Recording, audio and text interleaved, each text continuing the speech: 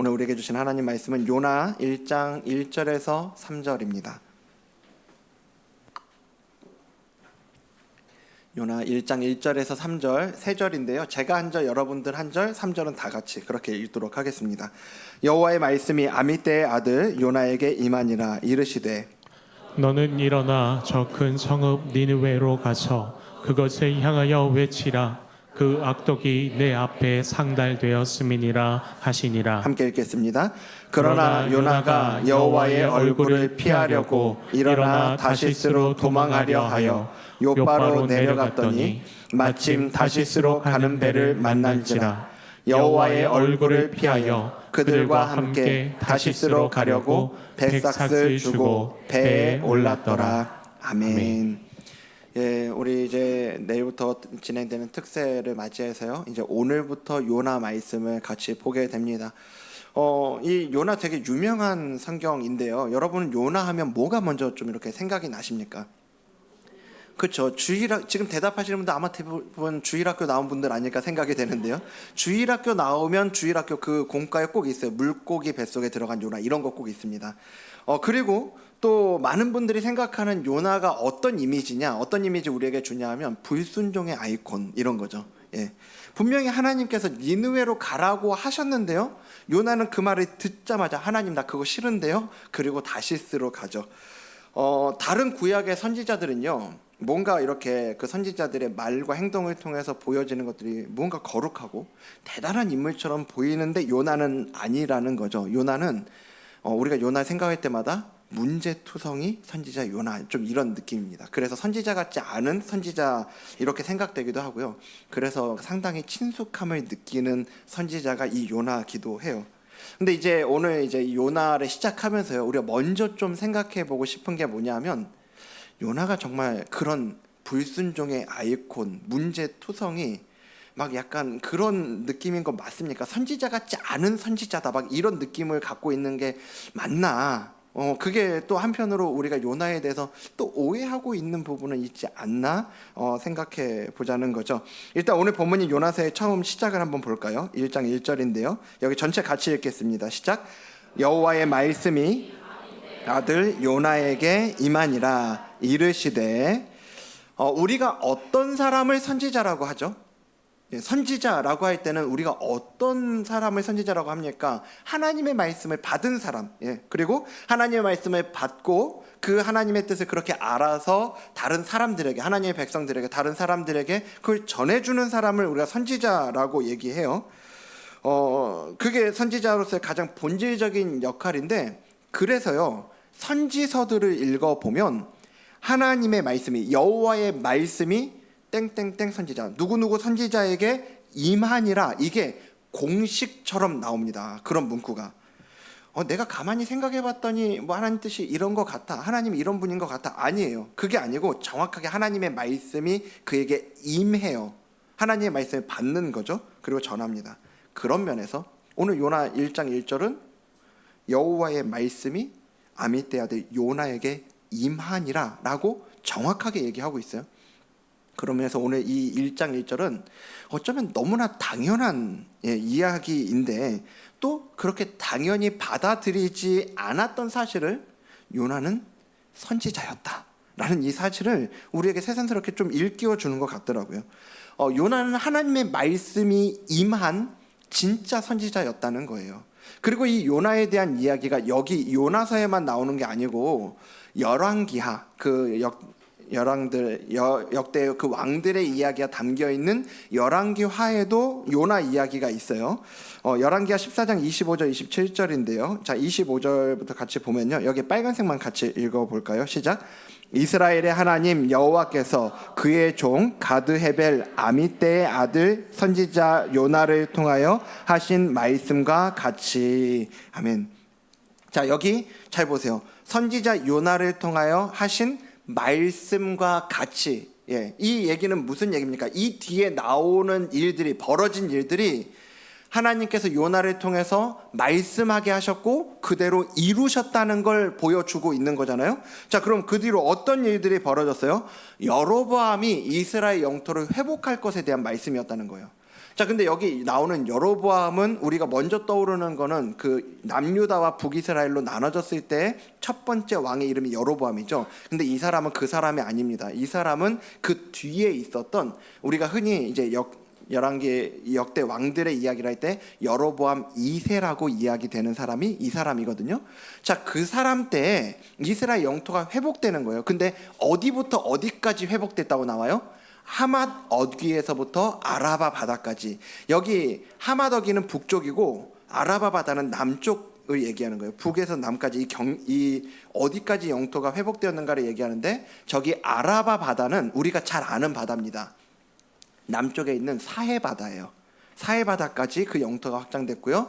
하맛이라고 하는 곳은 어디냐면 다윗 왕 때에 점령했고요. 북쪽 끝에 있는 지역인데 다윗 왕 때에 점령하고 그 아들 솔로몬 때 거기에 국고 성까지 지어서 있었던 곳이 저기 하맛이에요. 그러니까 그 하맛부터 아라바 바다까지 영토가 회복됐다라고 하는 건 거의 이 이스라엘 역사에 있어서 최전성기라고 할 수 있는 이 다윗과 솔로몬 왕 때에 방불하는, 그때 이 영화를 방불케 하는 이 영토의 회복이라는 거죠.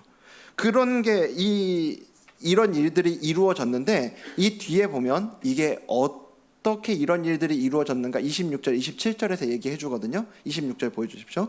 이는 여호와께서 이스라엘의 고난이 심하여 매인자도 없고 노인자도 없고 이스라엘을 도울 자도 모함을 받다고요? 없음을 보셨고, 아무도 도울 자가, 이스라엘을 도울 자가 없는 걸 하나님이 보신 거예요. 그 다음에 27절도 보시면 여호와께서 또 이스라엘의 이름을 천하에서 없이 하겠다고도 아니하셨으므로 요아스의 아들 여로보암의 손으로 구원하심이었더라. 본문이 정확하게 우리에게 얘기해 주는 건 뭐냐면, 이 여로보암 2세 때 정말 이 나라가 잘 나갔는데 그건 여로보암 2세가 잘나서가 아니고요, 그가 무언가 탁월해서가 아니라 하나님께서 이스라엘을 불쌍히 보시고 도우신 거라는 걸 알려주는 거죠. 이게 지금 이런 말씀이 이렇게 영토가 회복이 될 거고, 그게 어디에서부터 근거해서 이루어진 일인지 하나님께서 요나를 통해 그 말씀을 주셨고, 그리고 그 말씀대로 실제로 이루어진 거예요. 그거를 저 세 구절을 통해서 보여주는 건데요, 하나님의 말씀이 그 사람을 통해서 들려지고 그 말씀대로 이루어졌어요. 여러분, 이것만큼 분명한 하나님이 쓰시는 선지자라는 증거가 어디 있겠냐고요. 여러분, 요나가 그렇게 만만한 사람이 아닙니다. 요나는 진짜 하나님의 말씀을 받고 선포하고 그것들이 실증된 능력의 종인 거죠. 자, 이제 그럼 오늘 본문으로 돌아가세요. 이런 그 요나에게 하나님의 말씀이 다시 임해요. 다시 임했는데 그 내용이 뭐냐 하면요, 자 1장 2절 여기도 전체 같이 읽겠습니다. 시작. 너는 일어나 저 큰 성읍 니느웨로 가서 그것을 향하여 외치라. 그 악독이 내 앞에 상달되었음이니라 하시니라. 아멘. 저 큰 성읍 니느웨로 가서 하나님의 말씀을 외치래요. 여러분, 여기 나오는 니느웨, 큰 성읍 니느웨는 뭐냐면 끊임없이 북이스라엘을 괴롭히고 또 나중에 실제로 이 북이스라엘을 멸망시킨 아수르라는 나라가 있는데, 그 아수르의 수도가 저기 니느웨입니다. 그런데 거기 이 아수르 니느웨에 대해서 뭐라고 얘기하냐면, 그 악독이 내 앞에 상달되었다. 하나님 앞에 그 악독이, 그 악함이 들려졌다라고 얘기를 해요. 여기 이 아수르라는 나라는요, 아주 심각한 타락과 부패의 온상이었을 뿐만 아니라 정치적으로는 그 주변국들을 막 이렇게 정복하기 위해서 아주 끔찍한 정책을 펼치는 강대국이 이 아수르였거든요. 이들은 주변 약소국에게 끔찍한 착취와 지배를 일삼으면서 온갖 악행을 저지르는 국가였다라고 나오는데, 그 역사적 기록들에 보면 몇 가지 예들이 있습니다. 예를 들면 살아있는 사람을 땅에 박아서 말뚝으로 사용했다는 거라든지, 어린아이의 머리를 베어서요 목걸이를 만들어요. 그 목걸이를 누구 목에 거냐? 그 엄마의 목에 겁니다. 이런 일을 했던 게 아수르예요. 아주 뭐 인간 같지도 않은 그런 거잖아요. 우린 상상하기도 힘든 잔혹한 일들을 벌인 이들이 이 아수르라는 나라였다고, 니느웨였다고요.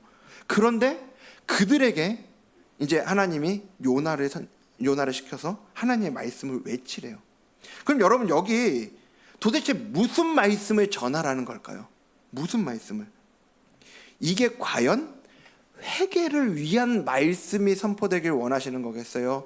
심판을 위한 말씀이겠어요? 어떤 걸까요? 여러분, 잘 생각해 보십시오. 만약에 하나님이 전혀 일말의 여지도 없이 이 아수르 니느웨를 멸망시키실 것 같았으면, 심판하실 것 같았으면 그 말씀이 들려질 필요가 있습니까? 필요가 없어요. 그냥 심판하면 되는 거예요. 그냥 멸망시키시면 되는 거예요. 그러니까 지금 이렇게 요나를 통해서, 선지자를 통해 거기에 하나님의 말씀이 들려지게 하시겠다 하는 데는 회개를 염두에 둔 말씀인 거죠. 그들이 회개하도록. 나중에 4장에서의 요나의 그 반응을 보면요, 요나가 이 하나님의 의도를 정확하게 알고 있었다는 걸 우리가 알 수 있습니다. 문제는 뭐냐면 그게 이 요나 선지자는 너무너무 싫었던 거죠. 너무너무. 자기가 저 니느웨에 가서 하나님의 말씀을 선포한다면 저들에게 기회가 생기는 거잖아요. 저 인간 같지도 않은 것들, 그리고 더더군다나 이스라엘을 계속해서 괴롭히는 이들이 살 수 있는 길을 지금 열어주는 거잖아요. 그 말씀을 전하면. 가고 싶었겠냐고요. 그래서 이어지는 3절은 그런 요나의 반응을 그러나 라는 말로 시작하면서 우리에게 보여줘요. 우리가 잘 아는 그 요나의 도망이 시작되는 거죠. 분명히 요나는 하나님의 말씀을 들었던, 하나님의 말씀이 임했던 선지자였는데요. 그 11개에 나온 것처럼요, 하나님께서 그에게 이 이스라엘 땅의 회복을 선포하라고 하셨을 때요, 그는 그 말씀을 담대하게 외쳤습니다. 선포했어요. 어쩌면 그때 그가 외쳤던 그 말씀은, 그가 선포했던 말씀은요, 그가 그토록 원했던, 그토록 소망했던 조국의 회복을 외치는 말씀이었을 거예요. 하나님의 말씀과 그의 마음에 원하는 방향이 맞아 떨어진 거죠. 그런데 오늘 그에게 다시금 임한 이 하나님의 말씀은요, 이전하고는 완전히 다른 겁니다. 그가 원하는 것과 완전히 반대되는 말씀일 뿐만 아니라요, 뭐 이해는 되겠냐고요. 아니, 그 전에는 자기를 통해서 이 조국 땅의 회복을 말씀하실 때는 언제고, 이제는 이 원수 국가를 살리시겠다고 자기를 보내서 말씀을 전하시냐고요. 결국 자기가 원하지도 않고 이해되지도 않는 말씀을 들은 요나는요, 우리가 아는 것처럼 니느웨가 아닌 다시스로 향하는 길을 택하는데요, 요나의 이런 모습이 한편으로는 어떻게 하나님의 말씀을 들은 선지자가 저런 모습을, 저런 행동을 보일 수 있나, 뭐 이런 생각이 들기도 하고요. 또 한편으로는 바로 그 모습이, 이 본문에 보여주는 이 모습이 오늘 우리에게서 발견할 수 있는 모습은 아닌가 생각하는 거죠. 우리는 하나님의 말씀대로 살아야 한다고, 그리고 그 말씀이 결론이 되어야 한다고 이야기해요. 그런데요, 우리가 그런 정답은 다 알고 있는데 실제 우리 삶을 보면요, 어쩌면 무엇이든 말씀만 하십시오, 그 말씀하신 대로 순종하겠습니다 보다는요, 한번 일단 말씀을 좀 해보시면, 제가 들어보고, 잘 들어보고 나서 결정을 하겠습니다 일 때가 있지 않나요? 하나님의 말씀이 결론이 되어서 그 말씀에 온전히 순복하고 순종하기보다는 내가 이해되고 내가 원하는 방향하고 맞을 때만 제가 그렇게 하겠습니다, 이렇게 하고 있지는 않냐는 거죠. 제가 이 말씀 준비하고 묵상하면서요, 요나의 이런 모습을 통해서 제 안에 있는 이런 나를 보게 되더라고요. 요나. 우리가 이럴 때 해야 되는 게 뭐냐면 반면교사 삼는 겁니다. 반면교사. 요나가 오늘 보여주는 그 모습을 우리의 반면교사로 삼을 필요가 있는 거죠. 그래서 오늘 본문을 통해서 보게 되는 이 요나를 통해 우리가 하나님의 말씀이 우리 가운데 임할 때 우리가 기억해야 되는 주의사항 살펴보려고 합니다. 두 가지로 오늘 같이 볼게요. 자, 첫 번째는요, 자, 1번 우리 같이 읽어보겠습니다. 시작. 니느웨가 아니면 다시스다. 니느웨가 아니면 다시스라고 하는데요, 자, 우리 교회는 그 새해가 될 때 따로 그 말씀 뽑기 하지 않습니다. 안 해요. 근데 제가 이전에 그 사역하던 교회에서는 하던 교회도 있었습니다. 그래서 그 책갈피로 되어 있는 말씀 카드를 뽑는 거예요. 새해가 되면 여러 그 말씀들이 있는데 들어갈 때 이렇게 말씀 카드 뽑아서 올해 나에게 주시는 말씀이구나 이렇게 하는 거죠. 그런데 제가 이제 사역자니까 그 옆에 안내하면서 서 있잖아요. 그 앞에 서 있다 보면 꼭 보게 되는 장면이 있습니다. 들어오실 때 이렇게 말씀 카드를 뽑아요. 근데 잠깐 이렇게 멈칫하더니 내려놓습니다. 그리고 다른 데서 뽑아요. 이거를 뭐 3번, 4번까지도 하시더라고요. 꼭 있습니다. 꼭. 그래서 거기에 있는 게 어찌 됐든지 간에 거의 축복의 말씀들이지 저주의 말씀은 없거든요. 그러니까 결국 마음에 합한 그 말씀 카드를 가지고 결국은 가세요. 여러분 꼭 거기에만 있는 게 하나님의 말씀은 아니잖아요. 성경 전체가 하나님의 말씀이죠. 근데 오늘 우리에게 그러면 그 말씀이 들려질 때요. 꼭 말씀 카드 뽑을 때만이 아니고 그 말씀이 들려질 때 그 말씀이 내가 원하는 것이 아니고 내가 생각한 것과 다를 때 우리가 보일 수 있는 반응이 바로 그 반응 아닙니까? 마치 들리지 않은 것처럼, 마치 들은 적 없는 것처럼 리셋을 시키는 거죠. 말씀 카드 뽑을 때 내가 원하는 말씀이 그나마 좀 이렇게 내가 원하고 이거다 하는 게 나올 때까지 내려놓고 다시 뽑고 하는 것처럼요. 그런데요, 오늘 요나를 볼까요?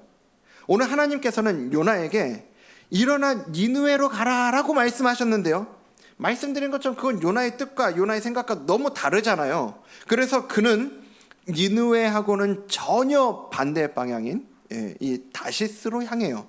그런데 그냥 요나가 다시스로 갔다 이렇게 얘기하지 않죠. 3절 다시 보여주시면, 여기 앞에 빨간색만 읽겠습니다. 시작. 그러나 요나가 여호와의 얼굴을 피하려고. 본문은요, 요나가 다시스로 도망가는데 그런 요나의 마음 중심에 어떤 생각이 있었는지, 왜 그런 행동을 했는지를 정확하게 우리에게 알려주는 거죠. 여호와의 얼굴을 피하려고. 다시 말해 하나님으로부터 도망가고 싶었다는 얘기입니다. 우리는 이 요나의 행위가 뭐 그렇게 도망가려고 한다고 도망가집니까? 얼마나 어리석은 행동인지 우리는 아는데, 그런데 성경을 보면 이와 똑같은 표현이 등장하는 장면이 있습니다. 창세기 3장인데요. 창세기 3장 8절 말씀에 보면 그들이 그날 바람이 불 때 동산에 거니시는 여호와 하나님의 소리를 듣고 아담과 그의 아내가 뭐라고요?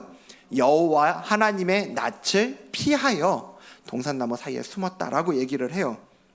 에덴 동산에서 동산에 거니시는 그 하나님의 소리를 듣고 이 하나님의 얼굴을 피해서 아담과 하와가 피하는 장면인데, 여러분 그들이 왜 숨었죠? 그들이 뭘 먹었습니까? 선악과라고 알려진 그 선악을 알게 하는 나무의 열매를 먹었잖아요. 그 선악을 알게 하는 나무에 근데 열매를 먹은 게 왜 문제가 되는 거예요? 여러분 그게 과일 하나 따먹었다는 문제가 아닌 거죠. 그게 보여주는 게 뭐냐 하면 그걸 먹지 마라. 동산 중앙에 그 선악을 알게 하는 나무의 열매를 먹지 말아라. 먹으면 반드시 죽는다라고 말씀하셨던 하나님의 말씀에 대한 불순종이었으니까요. 거역이었으니까요. 죄였다고요. 그리고 중요한 건 그것을 아담과 하와가 정확하게 알고 있었다는 거죠. 여러분 하나님의 말씀이 들려지면요, 그 전으로 돌아갈 수 없어요. 하나님의 말씀이 한번 선포되잖아요. 그러면 그 다음 우리에게 남아있는 건 2개밖에 없는 겁니다. 순종 아니면 불순종. 한번 선포된 말씀은 리셋되지 않아요. 되돌릴 수 없다고요. 어쩌면 우리는 니느웨로 가라는 이 말씀이 들릴 때 이해되지 않는 그런 말씀이 우리에게 들리고 내가 원하지 않는 말씀이 나에게 들릴 때 마치 들은 적이 없는 것처럼, 들리지 않은 것처럼 행동하고 싶을 수 있거든요. 그리고 그 자리에 그냥 머무르고 싶은 그런 마음이 있을 수 있어요. 하지만 여러분 기억하셔야 합니다. 우리 신앙생활은요, 그 자리에 머무르는 건 없어요. 그 자리에 머무르는 게 착각하시는 거예요. 머무르는 건 없어요. 히브리서 기자도 그래서 우리에게 이렇게 얘기를 하죠. 자, 히브리서 2장 1절 여긴 전체 같이 읽겠습니다. 시작. 그러므로 우리는 들은 것에 더욱 유념함으로 우리가 흘러 떠내려가지 않도록 함이 마땅하니라. 아멘. 히브리서 기자가 얘기하죠. 우리가 흘러 떠내려가지 않도록 함이 마땅하다. 그걸 주의하고 있습니다. 여러분, 이 얘기 자체가 뭐를 전제하고 있는 얘기입니까? 흘러 떠내려갈 수 있다라는 걸 전제하는 얘기죠.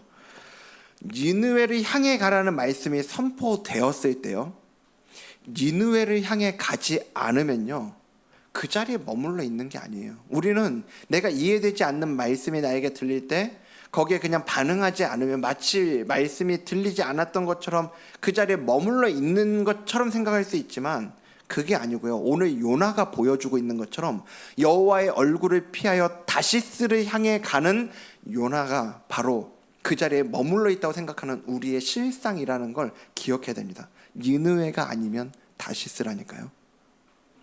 여러분, 중간지대가 있다는 착각을 버리셔야 됩니다. 신앙생활에 중간지대는 없어요. 우리 신앙생활에 그런 겁니다. 그래서 히브리서 기자는 듣는 데서 멈추지 말고 들은 것에 더욱 유념하라고 권면하는 거죠. 그 말씀을 붙들고 순종의 자리에까지 나아가는 거. 여러분, 결국 신앙은요, 신앙의 이 모습은 뭐냐 하면 선택이에요. 선택. 신앙은 우리가 뭐를 선택할 거냐의 문제입니다. 가만히 있으면 중간은 간다, 이런 말 있잖아요. 예. 신앙생활은 그런 거 없어요. 가만히 있으면 중간 가는 거 아닙니다. 가만히 있으면 흘러 떠내려 가고 있는 거예요. 그래서 여러분, 우리는 니느웨를 향해 가야 하는데, 그 순종으로 말씀이 들렸을 때 순종함으로 니느웨를 향해 가야 하는데, 그게 쉬우면 요나 선지자는 뭐 당연히 그렇게 했겠죠. 쉽지 않아요. 근데 쉽지 않기 때문에 우리가 니느웨를 향해 가야 한다라는 걸 전제하고 여러분에게 동시에 드리고 싶은 말씀이 있습니다. 여러분, 니느웨를 향해 가긴 가야 되는데 날아가지 않으셔도 돼요. 달려가지 않으셔도 괜찮습니다. 한 걸음씩만, 종종 말씀드린 것처럼 오늘 한 걸음씩만 가셔도 돼요. 중요한 건 니느웨를 향해 가셔야 된다는 거예요. 내가 이해되지 않더라도, 내가 받아들일 수 없더라도, 그래서 내 안에서 온갖 시름이 다 일어나고 내가 간신히 한 걸음, 아니 어쩔 때는 반 걸음이요, 어쩔 땐 몸을 간신히 돌리는 정도일 수밖에 없을 수도 있습니다. 그럴지라도 우리의 그 방향은 니느웨를 향하고 있어야 한다는 거 기억하셨으면 좋겠습니다. 그래서 왜냐하면 바로 그 방향이 하나님의 말씀이 있는 방향이고요, 주님이 우리와 함께 하시는 방향이고요, 그리고 그 방향이 우리가 사는 방향이기 때문에 그렇습니다. 그래서 오늘 우리 주님과 함께 그 니느웨를 향해 한 걸음 한 걸음 나아가는 저와 여러분 되기를 주님 이름으로 축복합니다. 두 번째는요, 하나님의 말씀이 임할 때 기억해야 할 주의사항 두 번째는요, 2번도 같이 읽겠습니다. 시작. 마침의 유혹을 피하라. 예. 자, 요나 1장 3절 다시 보여주시면, 요나가 그렇게 여호와의 얼굴을 피하려고 일어나 다시스로 도망하려 하여 요바로 내려갔더니, 그 다음 빨간색 읽어볼까요? 마침 다시스로 가는 배를 만난지라. 하나님으로부터 도망치기 위해서 이제 다시스 가려고 요바라는 그 이스라엘의 지중해에 있는 이스라엘 항구 도시인데, 자, 여기에서 어떤 일이 벌어지냐면요, 지도 한번 보여주시겠습니까? 자, 지도 보여주시면 글자는 잘 안 보이실 수 있는데요, 자, 여러분 보실 때 그 오른쪽 위쪽에 있는 게 니느웨입니다. 거기 빨간 점 찍혀 있는 게 니느웨예요. 그리고 그 밑으로 와서 한번 꺾이는 데 있죠. 거기가 이제 이 다시스로 가는 배를 탄 요바입니다. 그리고 저기 왼쪽 끝에 지중해를 가로질러서 저쪽 스페인 밑에 남쪽에 있는 저기가 다시스예요. 예. 요바에서 저 다시스까지 저렇게 가는 겁니다. 여러분, 저기 요바에서부터 다시스까지 얼마나 걸릴 것 같으세요? 기록을 보니까 저 당시에 1년 걸렸대요. 저 항해, 저기 요바에서 다시스 가는 건 1년이 걸렸다고 하더라고요. 여러분, 말이 1년이죠. 저 배 타고 뭐 중간중간 쉬어서 뭐 정비도 하고 했겠죠. 근데 이거 가는 건 뭐 보통 일이겠습니까? 그리고 저기는요, 지금 뭐 오늘 우리는 지구가 둥글다는 거 다 알고 있잖아요. 저 때는 뭐 이런 거 모르잖아요. 땅 끝이에요. 말 그대로 땅 끝입니다. 세상의 끝이죠, 저기가. 그러니까 저기로 간다는 건 뭐 어마어마한 일이에요. 무역을 하는 경우가 아니면 갈 일이 없고 한 번 가면 뭐 다시 오는 것도 뭐 어려운 그런 곳이 저게 다시스일 거라고요. 여러분 생각해 보세요. 그리고 저기에 가는 배는 얼마나 자주 있을까요? 가는 데만 1년 걸리는 배가 뭐 얼마나 자주 있었겠냐고요. 1년에 한 번, 뭐 많으면 2번, 뭐 이 정도 있다고 생각하는 게 정상이지 않겠습니까? 어쩌면 그래서 요나는요, 다시스로 도망가려고 요바로 가는데 거기서 이제 다시스로 가는 배를 탈 때까지 한참 기다려야 된다고 생각했을지도 몰라요. 그래서 내려가서 그 기간 동안 어디서 좀 기다리지, 뭐 이런 어디서 머물지 이런 생각했을 거라고요. 그런데요, 그렇게 요바로 내려갔는데 마침 다시스로 가는 배를 만난 거예요. 그리고 그 배 탄 거죠. 여러분, 우리가 이거 조심해야 됩니다. 우리가 하나님의 말씀을 부담스럽게 여기고 불순종하고 순종을 머뭇거리면서 피하려고 할 때 제일 조심해야 되는 것 중에 하나가 뭐냐면요, 그 합리화거든요. 우리 안에, 우리 내면에 합리화의 이 본성을 조심해야 돼요. 죄가 죄인 줄 알면서 죄를 지을 수밖에 없는 나를 합리화시키는 게 우리 안에 있다고요. 제가 그 대학교 때 기숙사에서 합숙을 하면서 제자 훈련을 받은 적이 있었거든요. 한 달 좀 넘는 기간이었습니다. 그래서 훈련을 받는데 그때 규칙이 있었어요. 뭐냐 하면 야식을 시켜 먹을 수 없는 거였어요. 야식을 시켜 먹으면 안 되는 규칙이 있었는데 이게 몇 주가 지나니까 금단 증상이 일어나는 거죠. 그래서 먹지 않고는 약간 버틸 수 없는 약간 이런 마음들이 제 안에만 있던 게 아니고 같이 훈련받던 친구들 가운데에도 막 이런 마음들이 있었습니다.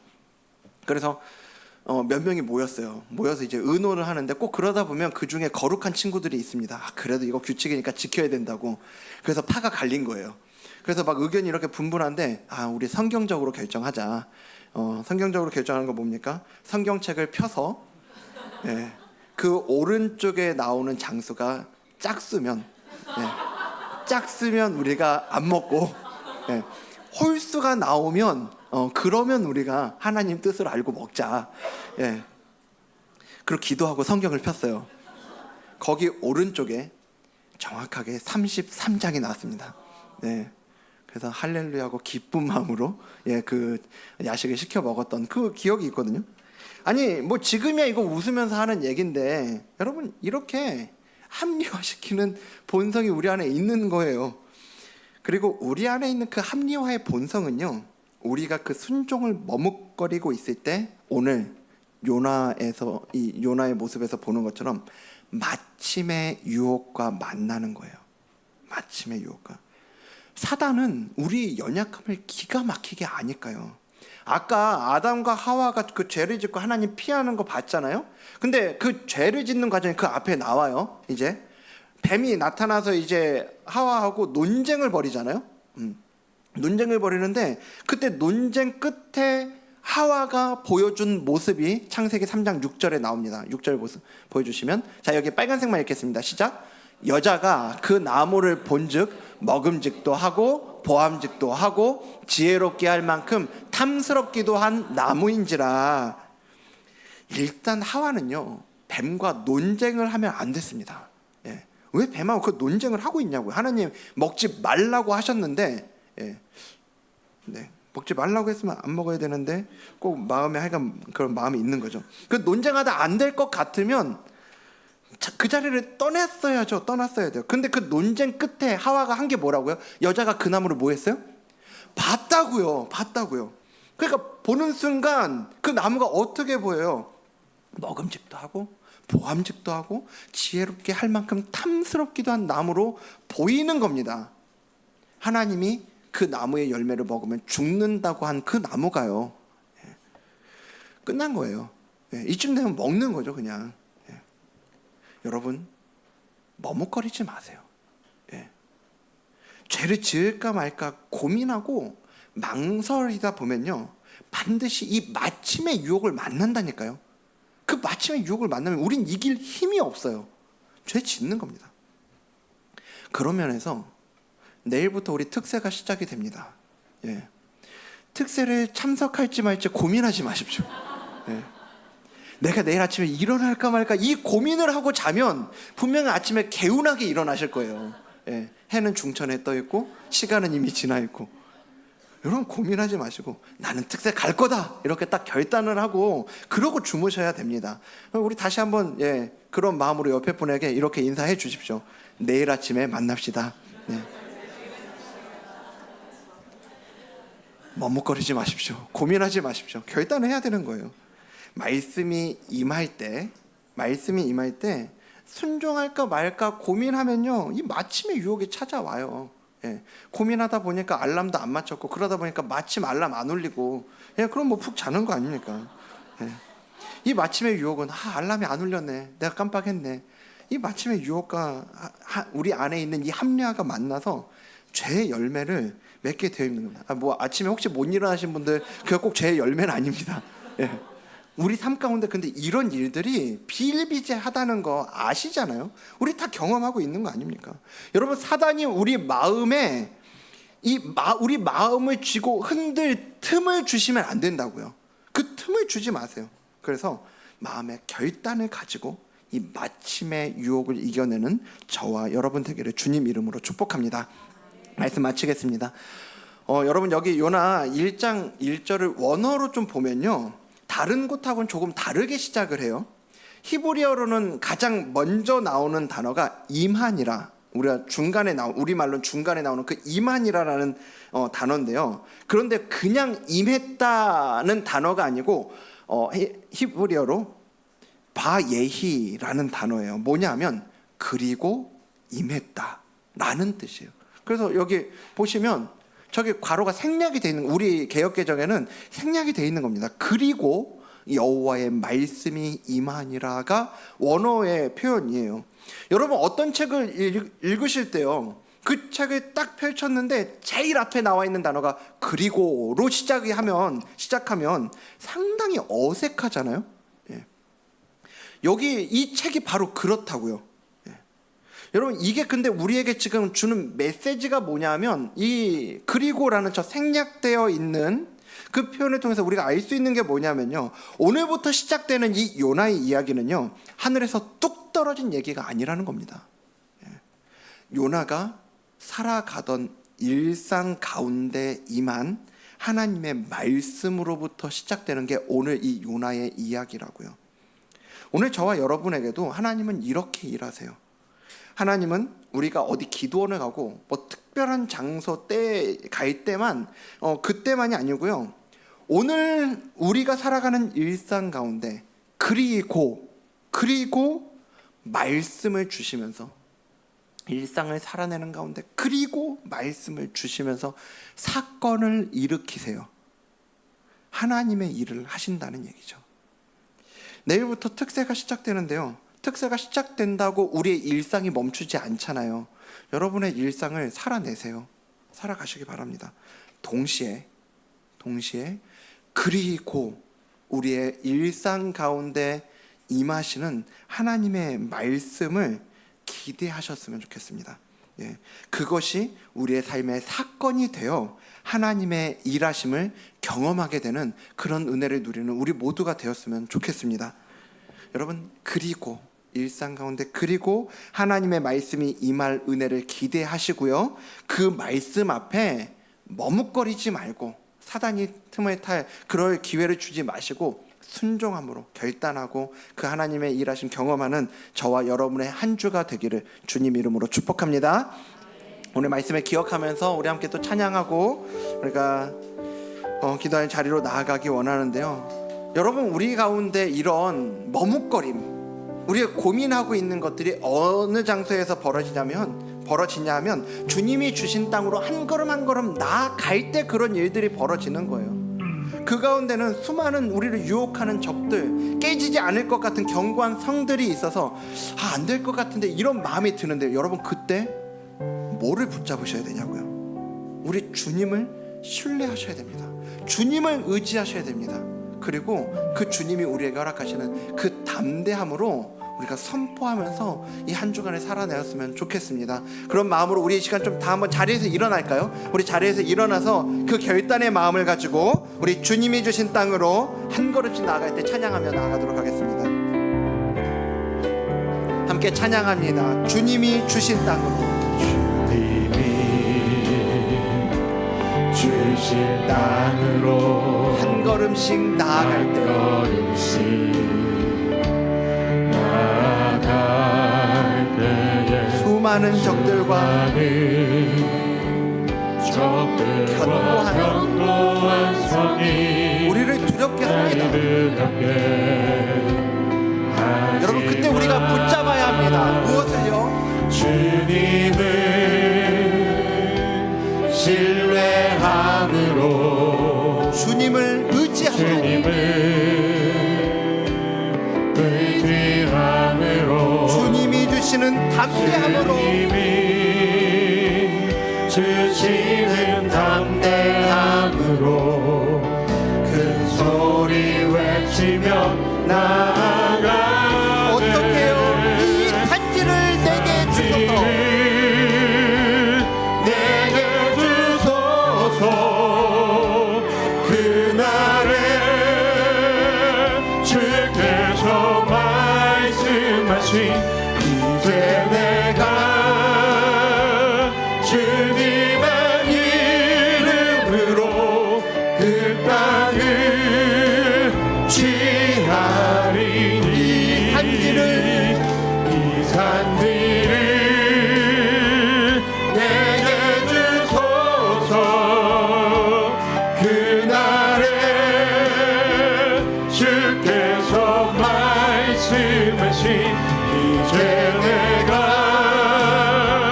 주님의 이름으로 그 땅을 취하리니 주님을 신뢰함으로 주님을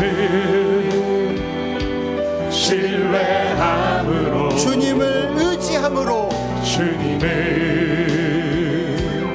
의지함으로 주님이 주시는 담대함으로 주님이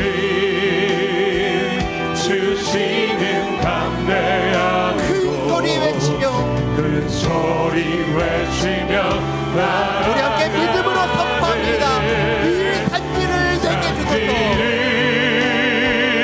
내게 주소서. 그날에 주께서 말씀하신 이제 내가 주님의 이름으로 그 땅을 취하리니 이 산지를 내게 주소서. 그날에 주께서 말씀하신 이제 내가 주님의 이름으로 그 땅을 주님 앞에 고백합니다. 내 영혼이 확정되고 확정되었사오니 내 영혼이 확정되고 확정되어 싸우니 믿음의 눈 들어 주를 바라봅니다. 내 영혼이 확정되고 확정되어 싸우니 믿음의 눈 들어 주를 바라봅니다. 우리 마지막으로 두 손 들고 찬양합니다. 내 영혼이 확정되고 확정되어 싸우니 믿음의 눈 들어 주를 바라봅니다. 내 영혼이 확정되고 확정되어 싸우니 믿음의 눈 들어 주를 바라봅니다. 아멘. 여러분, 기대가 되십니까? 여러분의 일상 가운데 그리고 이 말 하나님의 말씀을 기대하며 나아가기 원합니다.